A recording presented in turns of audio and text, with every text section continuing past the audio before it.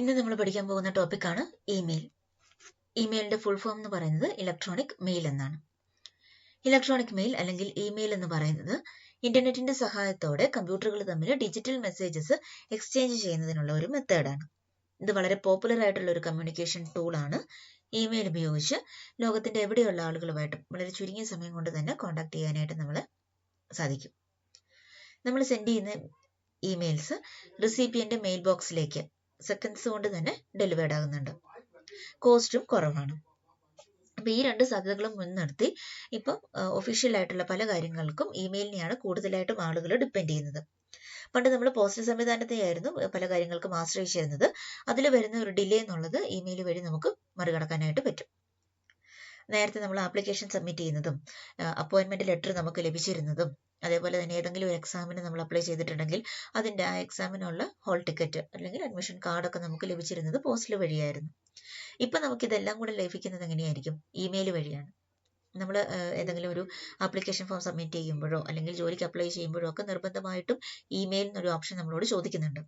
ഈ ഇമെയിൽ നമ്മൾ ഇമെയിലിൽ നമ്മൾ ആ ആപ്ലിക്കേഷൻ ഫോമിന്റെ കൂടെ ഫില്ല് ചെയ്ത് അയച്ചു കഴിഞ്ഞാൽ പിന്നെ ബാക്കിയുള്ള കമ്മ്യൂണിക്കേഷൻ എല്ലാം നടക്കുന്നത് എങ്ങനെയായിരിക്കും? മെയിൽ വഴിയായിരിക്കും. നമുക്ക് അലോട്ട്മെന്റ് കിട്ടി എന്ന് അറിയിക്കുന്നത് മെയിൽ വഴിയായിരിക്കും. ഹോൾ ടിക്കറ്റ് നിങ്ങൾക്ക് ഇന്ന ദിവസം തൊട്ട് ഡൗൺലോഡ് ചെയ്തെടുക്കാം എന്നൊക്കെ നമ്മൾ അറിയിക്കുന്നത് എന്ത് വഴിയാണ്? ഇമെയിൽ വഴിയാണ്. അതേപോലെ തന്നെ ബാങ്കിൽ നമ്മൾ ട്രാൻസാക്ഷൻസ് നടത്തി കഴിയുമ്പോൾ അപ്പോൾ തന്നെ നമുക്ക് അതിന്റെ മെസ്സേജ് കിട്ടുന്നുണ്ട്. അതുവഴി കൂടുതലായിട്ട് നമുക്കൊരു നമ്മുടെ അക്കൗണ്ട് സേഫ് ആണ് എന്ന് നമുക്ക് ഉറപ്പിക്കാനായിട്ട് പറ്റും. ഇനി ഇത് ഇമെയിലിന്റെ ഒരു സാമ്പിൾ മെസ്സേജ് ആണ് ഇവിടെ കാണിച്ചിരിക്കുന്നത്. ഇമെയിൽ മെസ്സേജ് കണ്ടിട്ടില്ലാത്തവരായിട്ട് ആരും തന്നെ ഉണ്ടാവത്തില്ല. നമുക്ക് എല്ലാവർക്കും തന്നെ ജിമെയിലിൽ ഒരു അക്കൗണ്ട് ഉണ്ട്. ഇത് ഔട്ട്ലുക്കിന്റെ മെസ്സേജ് ആണ് ഇവിടെ കാണിച്ചിരിക്കുന്നത്. ഇമെയിൽ അഡ്രസ്സിന്റെ ഒരു സ്ട്രക്ചർ ഇവിടെ കൊടുത്തിട്ടുണ്ട്. ഇപ്പൊ ഞാൻ ഇതിൻ്റെ അകത്ത് കർസർ മാറ്റുകയും ഈ ഇമെയിൽ അഡ്രസ്സിന്റെ മുകളിലേക്ക് നമ്മൾ കർസർ കൊണ്ടുവരികയും ചെയ്യുമ്പോൾ അതിന്റെ ഇത് മാറുന്നതായിട്ട് കാണാം അല്ലെ. ഇവിടെ ഒരു ആരോ മാർക്കും പിന്നെ ഇവിടെ ഇതിന്റെ ഈ SERT@gmail.com ക്ലിക്ക് ചെയ്യുമ്പോൾ ഇവിടെ ഒരു കൈയുടെ സിമ്പിളുമാണ് വരുന്നത്. അപ്പൊ മെയിൽ ടു എന്നുള്ളൊരു ഓപ്ഷൻ ഇതിൻ്റെ അകത്തേക്ക് ആഡ് ചെയ്തിരിക്കുന്നത് കൊണ്ടാണ് ഞാൻ ഇതിൻ്റെ അകത്തേക്ക് ക്ലിക്ക് ചെയ്യുവാണെങ്കിൽ ആ നമ്മുടെ ഇമെയിൽ ക്ലയന്റ് ആപ്ലിക്കേഷൻ ഓപ്പൺ ആയിട്ട് വരും. അപ്പൊ നമുക്ക് ഈ അഡ്രസ്സിലേക്ക് ഡയറക്റ്റ് ആയിട്ട് തന്നെ മെസ്സേജ് സെൻഡ് ചെയ്യാനായിട്ട് പറ്റും. ഇതുപോലെയുള്ള ഓപ്ഷൻസ് ഒക്കെ ഇപ്പൊ ധാരാളം മിക്ക PDF-കളിലും അവൈലബിൾ ആണ്. ഇനി നമ്മൾ ഇമെയിൽ അഡ്രസ്സ് ഇതുപോലൊരു സ്ട്രക്ചർ ആയിരിക്കും വരുന്നത്. അതിൻ്റെ അകത്ത് ആദ്യം കിടക്കുന്നത് നമ്മുടെ യൂസർ നെയിം ആയിരിക്കും.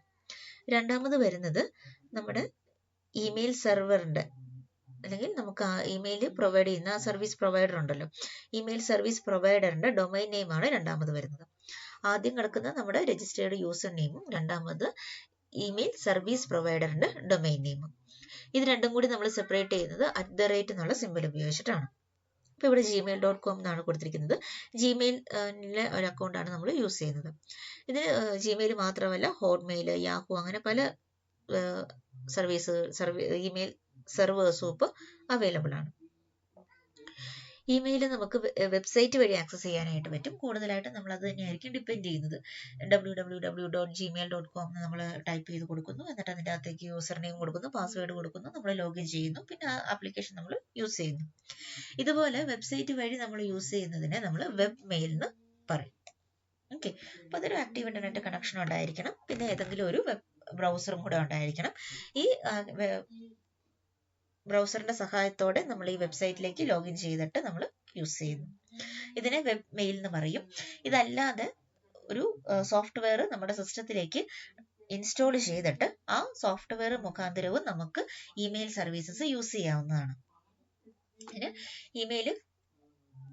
ഇമെയിൽ ക്ലയന്റ് സോഫ്റ്റ്വെയർ അവൈലബിൾ ആണ്.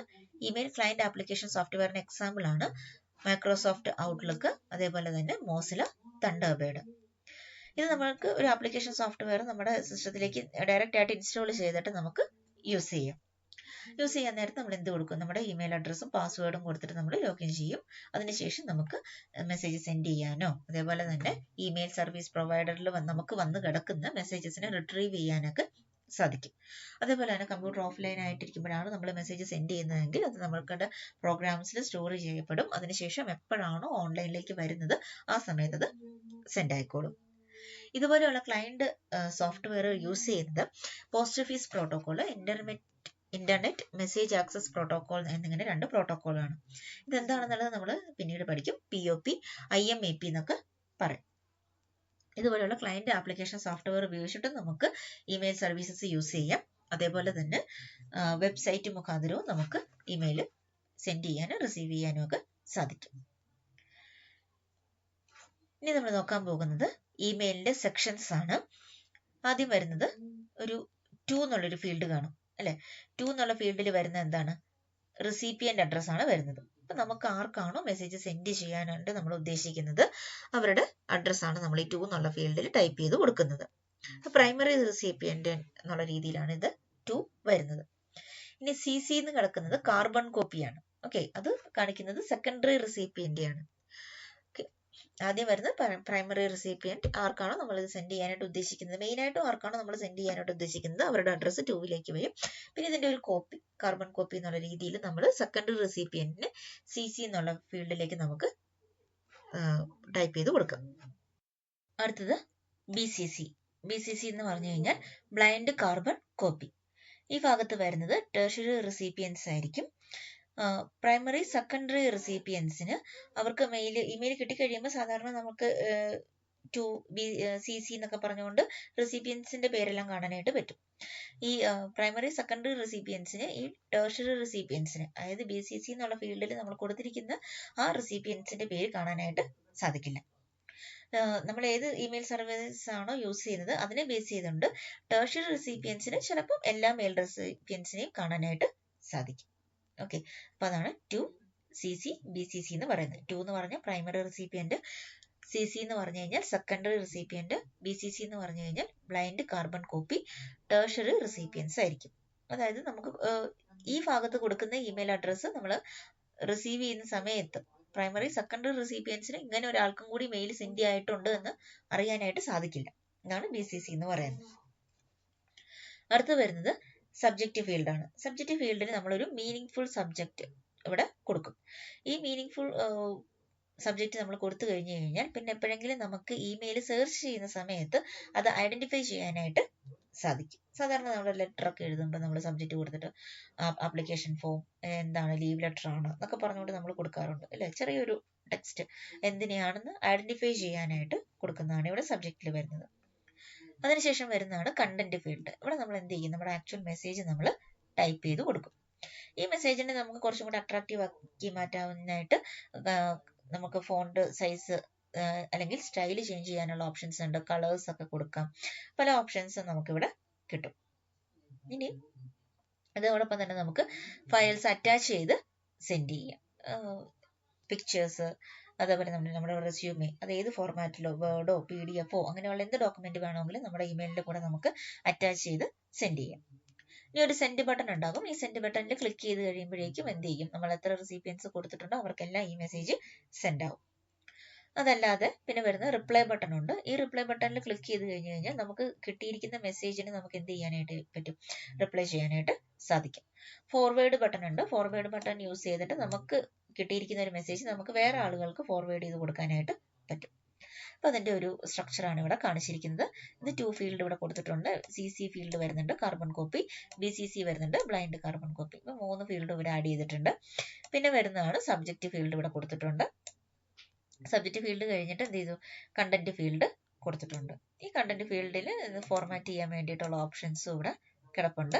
ഇനി ഫയൽസ് അറ്റാച്ച് ചെയ്യാനുള്ള ഒരു ഓപ്ഷൻ ഇവിടെ ഉണ്ടായിരിക്കും. പിന്നെ സെൻഡ് ബട്ടൺ. അപ്പൊ ഇത്രയാണ് ഇമെയിലിന്റെ സെക്ഷൻസ് എന്ന് പറയുന്നത്. അടുത്തത് നമ്മൾ നോക്കാൻ പോകുന്നത് ഇമെയിലിന്റെ വർക്കിംഗ് ആണ്. നമ്മൾ പോസ്റ്റ് ഓഫീസ് വഴി സാധാരണ ഒരു ലെറ്റർ പോസ്റ്റ് ചെയ്യുമ്പോൾ എന്താ സംഭവിക്കുക? ആദ്യം അത് സെൻഡറിന്റെ പോസ്റ്റ് ഓഫീസിലേക്ക് എത്തും. അതിനുശേഷം അത് റെസിപ്പിയന്റിന്റെ പോസ്റ്റ് ഓഫീസിലേക്ക് എത്തും. അവിടെ നിന്ന് അവരുടെ വീട്ടിലേക്ക് ചെല്ലും. ഈ പ്രോസസ്സ് തന്നെയാണ് ഇമെയിലിന്റെ കാര്യത്തിൽ സംഭവിക്കുന്നത്. ആദ്യം തന്നെ സെൻഡർ വെബ് മെയിലോ ഒരു ക്ലയന്റ് ആപ്ലിക്കേഷൻ സോഫ്റ്റ്വെയറോ ഉപയോഗിച്ച് മെസ്സേജ് കമ്പോസ് ചെയ്യും. എന്നിട്ട് സെൻഡ് ബട്ടൺ ക്ലിക്ക് ചെയ്യും. സെൻഡ് ബട്ടൺ ക്ലിക്ക് ചെയ്യുമ്പോൾ ആ മെസ്സേജ് സെൻഡറിന്റെ SMTP സെർവറിലേക്ക് അപ്ലോഡ് ആവും. അതായത് സെൻഡറിന്റെ ഇമെയിൽ സർവീസ് പ്രൊവൈഡർ സെൻഡറിന്റെ സെർവറിലേക്ക് അത് അപ്ലോഡ് ആകും. അവിടെ നിന്ന് അത് ഇന്റർനെറ്റ് വഴി റെസിപ്പിയന്റിന്റെ സെർവറിലേക്ക് കിട്ടും. റെസിപ്പിയന്റിന്റെ സെർവറിലേക്ക് കിട്ടിക്കഴിഞ്ഞിട്ട് അത് ആ റെസിപ്പിയന്റിന്റെ മെയിൽ ബോക്സിലേക്ക് ഡെലിവേർഡ് ആകും. അതിനുശേഷം ഈ റെസിപ്പിയന്റ് എപ്പോഴാണോ വെബ് മെയിലോ അല്ലെങ്കിൽ സോഫ്റ്റ്വെയറോ ഉപയോഗിച്ച് അവരുടെ മെയിൽ ബോക്സ് ചെക്ക് ചെയ്യുന്നത്, ആ സമയം ഈ സെർവറിലെ മെയിൽ ബോക്സിൽ നിന്നും അത് തിരിച്ച് ക്ലയന്റ് സോഫ്റ്റ്വെയറിലേക്ക് ഡൗൺലോഡ് ചെയ്യപ്പെടും. അതിനുശേഷം അത് റെസിപ്പിയന്റിന് അവരുടെ സൗകര്യാനുസരണം വായിക്കാവുന്നതാണ്. ഓക്കെ, അപ്പോൾ ഇതാണ് ഇതിന്റെ വർക്കിംഗ് വരുന്നത്. ആദ്യം അത് സെൻഡർ കമ്പോസ് ചെയ്യുന്നു. സെൻഡർ കമ്പോസ് ചെയ്തിട്ട് അത് സെൻഡറിന്റെ സെർവറിലേക്ക് കിട്ടും. സെൻഡറിന്റെ സെർവറിൽ നിന്നും ഇന്റർനെറ്റ് വഴി അത് റെസിപ്പിയന്റിന്റെ സെർവറിലേക്ക് എത്തും. റെസിപ്പിയന്റിന്റെ സെർവറിൽ അത് റെസിപ്പിയന്റിന്റെ മെയിൽ ബോക്സിലേക്കാണ് അത് ഡെലിവേർഡ് ആകുന്നത്. അതിനുശേഷം ഈ റെസിപ്പിയന്റ് എപ്പോഴാണോ അവരുടെ മെയിൽ ബോക്സ് ചെക്ക് ചെയ്യുന്നത്, അപ്പോൾ അത് ആ മെയിൽ ബോക്സിലേക്ക് ഡെലിവേർഡ് ആകും. അവിടെ നിന്ന് ഈ റെസിപ്പിയന്റിന് അത് വായിക്കാവുന്നതാണ്. ഇതാണ് ഇതിന്റെ വർക്കിംഗ് വരുന്നത്. ഇവിടെ സെൻഡറിൽ നിന്നും റെസിപ്പിയന്റിന്റെ സെർവറിലേക്ക് എത്തുമ്പോൾ ഇന്റർനെറ്റ് വഴിയാണ് കിട്ടുന്നതെന്ന് പറഞ്ഞു. ഇന്റർനെറ്റ് വഴി പോകുമ്പോൾ അത് ഒരു റൂട്ട് തന്നെ ഫോളോ ചെയ്യണമെന്നൊന്നുമില്ല. ഒരു സെൻഡറിനും ഒരു റിസീവറിനും ഇടയ്ക്ക് ഒന്നിലധികം പാത്ത് ഉണ്ടായിരിക്കും. ഏതാണോ ആ സമയത്ത് ട്രാഫിക്കിനനുസരിച്ച് സൗകര്യപ്രദമായിട്ടുള്ള ഒരു റൂട്ട്, ആ റൂട്ട് ഫോളോ ചെയ്തിട്ടായിരിക്കും റിസീവറിലേക്ക് അത് എത്തുന്നത്. അടുത്ത് നമ്മൾ നോക്കാൻ പോകുന്നത് അഡ്വാൻറ്റേജസ് ഓഫ് ഇമെയിൽ. നമുക്കറിയാം ഇമെയിലിന്റെ ഏറ്റവും വലിയ അഡ്വാൻറ്റേജ് എന്ന് പറയുന്നത് അതിന്റെ സ്പീഡാണ്. നമ്മൾ സെൻഡ് ചെയ്യുന്ന ഇമെയിൽ അപ്പൊ തന്നെ അത് റിസീവറിലേക്ക് കിട്ടുന്നുണ്ട്. അതേപോലെ തന്നെ ഒരു മെയിൽ നമുക്ക് മൾട്ടിപ്പിൾ യൂസേഴ്സിന് സെൻഡ് ചെയ്യാനും പറ്റും. ഇപ്പൊ ഇതിന്റെ ഏറ്റവും പ്രധാനപ്പെട്ട അഡ്വാൻറ്റേജ് എന്ന് പറയുന്നത് അതിന്റെ സ്പീഡ് തന്നെയാണ്. രണ്ടാമത്തത് ഈസി ടു യൂസ്. നമുക്ക് ഇമെയിൽ വളരെ എളുപ്പത്തിൽ തന്നെ സെൻഡ് ചെയ്യാനും കമ്പോസ് ചെയ്യാനും സെൻഡ് ചെയ്യാനും റിസീവ് ചെയ്യുന്ന ഇമെയിൽസിനെ നമ്മുടെ ആവശ്യാനുസരണം നമുക്ക് ഓർഗനൈസ് ചെയ്യാനും ഒക്കെ സാധിക്കും. അടുത്ത് വരുന്നത് provision of attachment. Text messages മാത്രമല്ല, പിക്ചേഴ്സ്, ഡോക്യുമെന്റ്സ് പോലെയുള്ള ഏത് ഫയലും നമ്മുടെ ഇമെയിലിന്റെ കൂട്ടത്തിൽ അറ്റാച്ച് ചെയ്ത് സെൻഡ് ചെയ്യാവുന്നതാണ്. ഇത് എൻവയോൺമെന്റ് ഫ്രണ്ട്ലി ആണ്. അതായത് പേപ്പേഴ്സ് ഒന്നും ഇതിൻ്റെ അകത്ത് ഇൻവോൾവ് ആവുന്നില്ല. അതുകൊണ്ട് തന്നെ നമുക്കിത് എൻവയോൺമെന്റൽ ഫ്രണ്ട്ലി ആണെന്ന് പറയാനായിട്ട് പറ്റും. പിന്നെ നമുക്ക് ഇമെയിലിന് റിപ്ലൈ ചെയ്യാനായിട്ടുള്ള ഓപ്ഷൻസിന്റെ അകത്ത് പ്രീവിയസ് മെയിൽ റെഫറൻസ് ആയിട്ട് വെക്കാനായിട്ട് പറ്റും. അപ്പൊ ആ സബ്ജക്റ്റിന്റെ സ്ഥലത്ത് നമുക്ക് പ്രീവിയസ് മെയിൽ റെഫറൻസ് ആയിട്ട് കൊടുക്കുന്നത് കൊണ്ട് തന്നെ റെസിപ്പിയന്റിന് ഏത് കാര്യത്തെ കുറിച്ചിട്ടുള്ള അല്ലെങ്കിൽ ഏത് മെയിലിനുള്ള റിപ്ലൈ ആണ് അല്ലെ എന്ത് വിഷയമാണ് എന്ന് പെട്ടെന്ന് തന്നെ ഓർത്തെടുക്കാനായിട്ട് പറ്റും. അതൊരു വലിയ സൗകര്യമാണ്.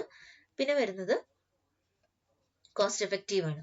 ഫാക്സോ അല്ലെങ്കിൽ സാധാരണ കൺവെൻഷണൽ മെത്തേഡ്സിനെയൊക്കെ കമ്പയർ ചെയ്ത് നോക്കി കഴിയുമ്പോൾ ഇമെയിൽ എന്താണ് കോസ്റ്റ് എഫക്റ്റീവ് ആണ്, അല്ലെങ്കിൽ വളരെ കോസ്റ്റ് കുറവാണെന്ന് നമുക്ക് പറയാനായിട്ട് പറ്റും. Available anywhere any time. നമുക്ക് എവിടെ ഇരുന്ന് വേണമെങ്കിലും നമ്മുടെ ആവശ്യാനുസരണം നമുക്ക് മെസ്സേജസ് കമ്പോസ് ചെയ്ത് സെൻഡ് ചെയ്യാനും അതേപോലെ തന്നെ റീഡ് ചെയ്യാനും ഒക്കെ സാധിക്കും. ഇനി ഇത്ര അഡ്വാൻറ്റേജ് ഉണ്ട് എന്ന് പറയുന്നുണ്ടെങ്കിൽ പോലും ഇമെയിലിന് അതിൻ്റെതായ ഡിസഡ്വാൻറ്റേജസും ഉണ്ട്. ഇമെയിലിൽ എന്താ ഉണ്ടാവും, വൈറസസ് വരാനുള്ള സാധ്യതയുണ്ട്. അതേപോലെ തന്നെ ജങ്ക് മെയിൽസ്, അൺവാണ്ടഡ് ഇമെയിൽസ്. നമുക്ക് മെയിൽ നോക്കി കഴിഞ്ഞാൽ അറിയാം, ഒരുപാട് അഡ്വർടൈസ്മെന്റും കാര്യങ്ങളും ഒക്കെ ജങ്ക് മെയിൽസ് ഇഷ്ടം പോലെയുള്ള മെസ്സേജസ് വന്ന് നമ്മുടെ മെയിൽ ബോക്സ് ഇങ്ങനെ കുന്നുകൂടുന്നതായിട്ട് കാണാനായിട്ട് പറ്റും. ഇതുപോലെയുള്ള സ്പാംസ് ഇതിന്റെ ഒരു ഡിസഡ്വാൻറ്റേജ് ആണ്. അപ്പൊ ഇത്രയാണ് ഇമെയിലിന്റെ അഡ്വാൻറ്റേജസും ഡിസഡ്വാൻറ്റേജസും. പിന്നെ നമ്മൾ ഇന്ന് നോക്കിയത് ഇമെയിലിന്റെ വർക്കിംഗ്, ഇമെയിൽ എന്താണ്, അതിന്റെ സെക്ഷൻസ് എന്തൊക്കെയാണ് എന്നുള്ള കാര്യങ്ങളെ കുറിച്ചാണ് നമ്മൾ പഠിച്ചത്.